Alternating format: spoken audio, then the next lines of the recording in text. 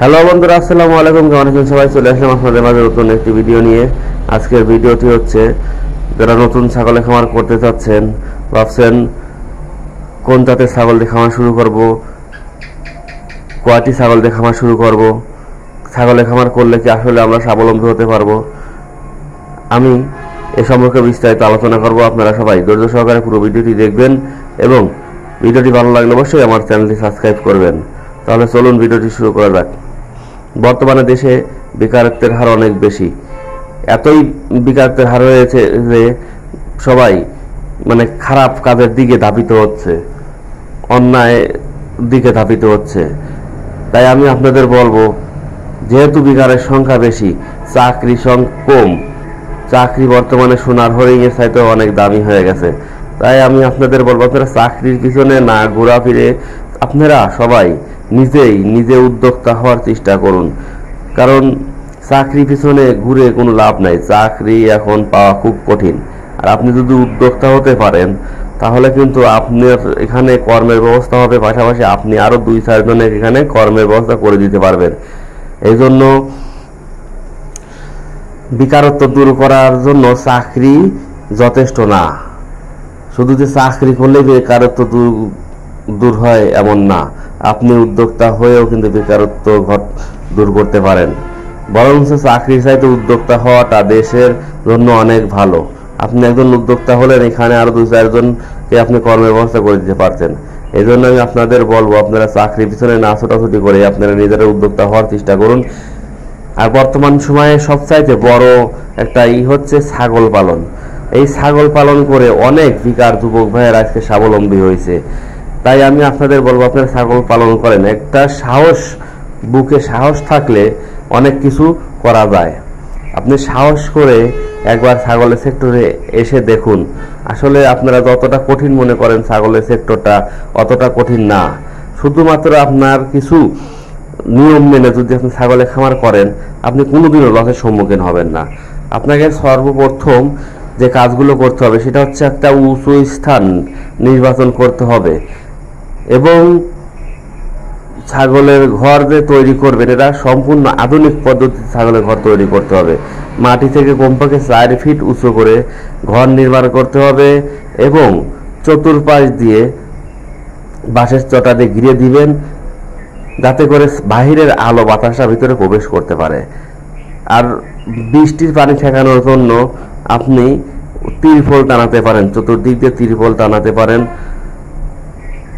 যখন বৃষ্টি থাকবে না, উপর দিক টাইনে চালের সাথে বেঁধে দিলেন, বৃষ্টি আসলো ওইটা ফেলে দিলেন, নিচে ফেলে দিলেন, তাহলে বৃষ্টি পানির ভিতরে ঢুকলো না।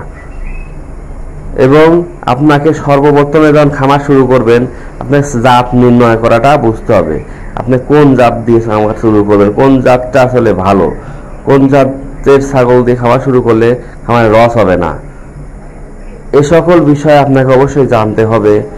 সেটা হচ্ছে, আপনি সর্বপ্রথম দেশি ব্ল্যাক বেঙ্গল ছাগল দিয়েই খামার শুরু করবেন। আর এই ছাগল দিয়ে খামার শুরু করলে কখনোই কেউ লস পড়ে না। কারণ দেশি ব্ল্যাক বেঙ্গল ছাগল পালন করলে কোনোদিনও লস হবে না। এই ছাগলগুলো এই বাংলাদেশের ওয়েদারে খুবই মানানসই একটি ছাগল। আর এই ছাগলের গোস্তের যে চাহিদা, যে কোনো জায়গায় আপনি বিক্রি করতে পারবেন এই ছাগলগুলো। এবং এই ছাগলগুলো যে কোনো যা দিবেন সামনে তাই খাবে। আর ছাগলগুলোর রোগ প্রতিরোধ ক্ষমতা অনেক বেশি। দেশি ব্ল্যাক বেঙ্গল ছাগলের বাচ্চা উৎপাদন ক্ষমতা বেশি। এরা বছরে 2 বার করে বাচ্চা দেয়। দেখা যায় 13-14 মাসের মধ্যে এদের 2 বার বাচ্চা দেওয়া হয়ে যায়। আর একসাথে সর্বনিম্ন 2টি করে বাচ্চা দেয়, উপরে 3টে 4টে 5টা পর্যন্ত বাচ্চা হয়। আমার একটা ছাগলের এই বছরে মনে করেন একটা ছাগলের 4টা বাচ্চা হলে একটা ছাগলের 3টা বাচ্চা হয়েছে। এরকম মনে করেন যে প্রত্যেকটা ছাগলে এভারেজে 2টি করে বাচ্চা থাকেই। এই জন্য দেশি ব্ল্যাক বেঙ্গল ছাগল দিয়ে খামার শুরু করা বেটার। আর আপনাকে অবশ্যই প্রাথমিক চিকিৎসা জানতে হবে। আসে প্রাথমিক চিকিৎসা খুব কঠিন যে তা না। প্রাথমিক চিকিৎসা হচ্ছে ঠান্ডা, নর্মাল ঠান্ডা, তারপরে একটু কাশি, একটু হালকা জ্বর, এই সকল বিষয়ে আপনাকে জানতে হবে। সাধারণত ছাগলকে বেশিরভাগ নর্মাল ঠান্ডা, কাশি এগুলোর জন্য মানুষের ওষুধগুলোই প্রয়োগ করে। মানুষের ওষুধগুলো ছাগলের ভালো কাজ করে। আর যখন দেখবেন যে অতিমাত্রায় হয়ে গেছে, তখন আপনি উপজেলা পানি সম্পদ অধিদপ্তরে শরণাপন্ন হবেন। তারা এসে আপনার ছাগলকে দেখবে, দেখে চিকিৎসা দিয়ে যাবে।